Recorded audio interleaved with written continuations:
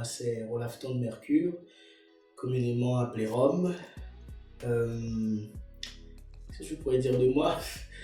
Je suis un être humain, plus ou moins bien constitué, on pourrait dire. Et je fais des propositions artistiques.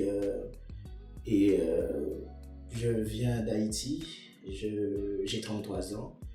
Et voilà, je travaille dans ce milieu artistique depuis 14 ans.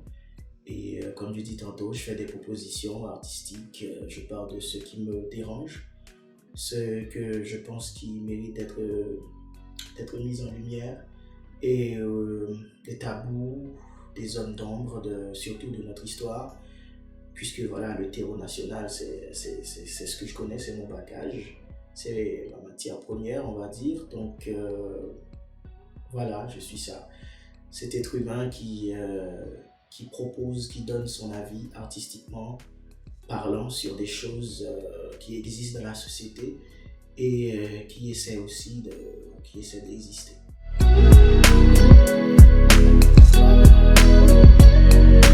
Point de suture, en fait, c'est quand même bizarre parce que les points de suture, c'est quand il y a blessure. Mais là, en fait, je voulais parler de l'industrie textile-habillement, l'industrie de sous-traitance textile-habillement, surtout en Haïti. Parce que voilà, c'est une industrie qui n'est pas mise en lumière, et le système d'exploitation dans cet espace-là est vraiment, je vais dire, infra-humain. Et il n'y a pas vraiment de règles pour gérer les activités qui se passent dans cet endroit-là. Le ministère du Travail n'existe pas dans cet endroit-là. Les gens, ils existent, mais ils existent seulement pour faire vivre un patron, un saint patron, un dieu patron. Et j'ai pu rencontrer 2 ou 3 personnes travaillant dans cette industrie-là. Et je me suis dit, je vais me faire le porte-étendard de ces gens-là, parler de leurs problèmes, parler de leurs ressentis, comme j'ai pu le faire dans Fuck Dieu, Fuck le Vaudou, avec la génération qui a connu la dictature du président Aristide, comme je l'ai fait aussi avec Est-ce que les animaux pleurent, pour ceux qui ont connu les Duvalier.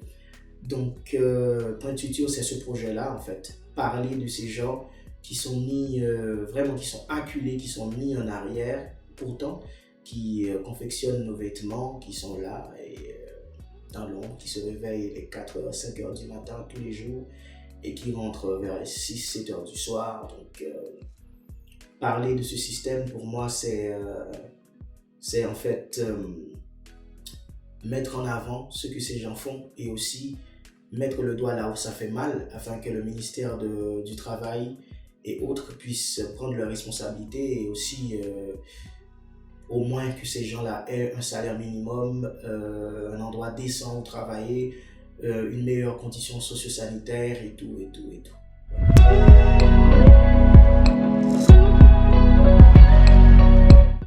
Bizarrement, en fait, ça m'est venu de ma mère. Il y a ma mère qui a investi au moins 25 ans de sa vie dans ce genre d'industrie, en fait.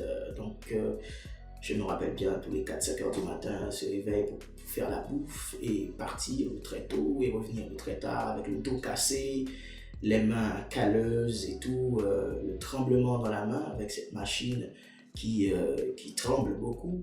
Et aussi se mettre dans un endroit très calme, très posé, parce que voilà, dans cette industrie-là, on travaille dans l'espace, le floor, comme on appelle ça, l'étage, où ils travaillent, ils mettent la musique à fond, en fait, et pas n'importe quelle musique, la musique rythmée, pour que les gens puissent garder le sens du travail, le rythme et tout, parce que c'est une chaîne. Donc, je me suis inspiré de ma mère, et je me suis dit, voilà, je vais partir d'elle et parler de cette chose mystérieuse, de cette chose qu'on ne parle pas, cette chose taboue qui est le factory, comme on dit chez nous, factory. Et j'avais bien besoin d'un espace comme la Maison des Auteurs pour que je puisse venir me mettre à froid, à calme et travailler, prendre des notes, rencontrer des gens, rencontrer aussi des gens qui travaillent dans l'industrie du textile habillement ici en France pour pouvoir faire la comparaison et savoir aussi quel est le mot du ministère du Travail sur le salaire minimum, sur les conditions de travail de ces gens-là.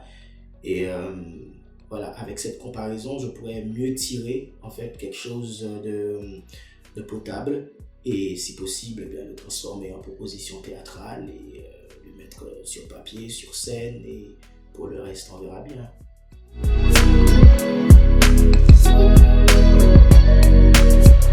Merci à vous et puis Djamiled Bambouli.